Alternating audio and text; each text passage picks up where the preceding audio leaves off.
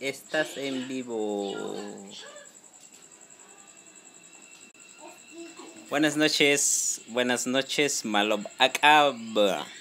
Bishanikesh, ¿cómo están? Koshkanik Mayatan. Koshkanik Mayatan. Vamos a aprender la lengua maya. Mayatan. Lengua maya. Malob Akab. Malob Akab. Malob Akab.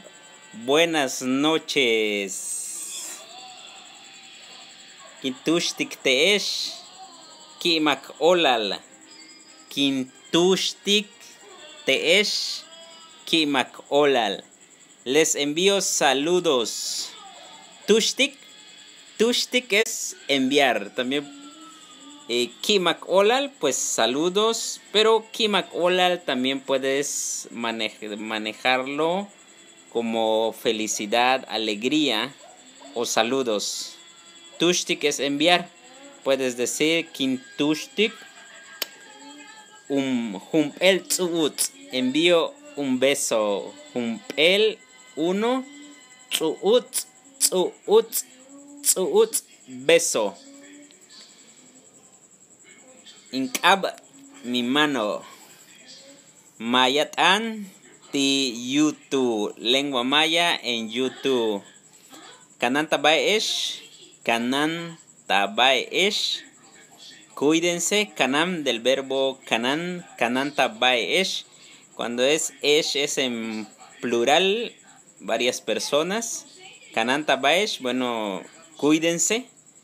Si fuera solo a ti, kanan taba. Si solo es una persona, kanan taba. Cuídate. Kanan tabaesh. Cuídense.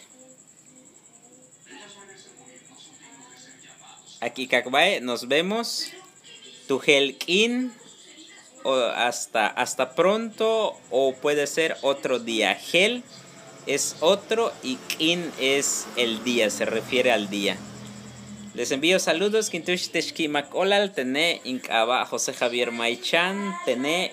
O sea, yo. Tené. Yo. Viene del verbo. No verbo de los. De ten de yo.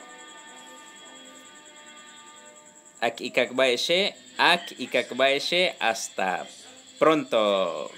Kimakolatesh. Saludos.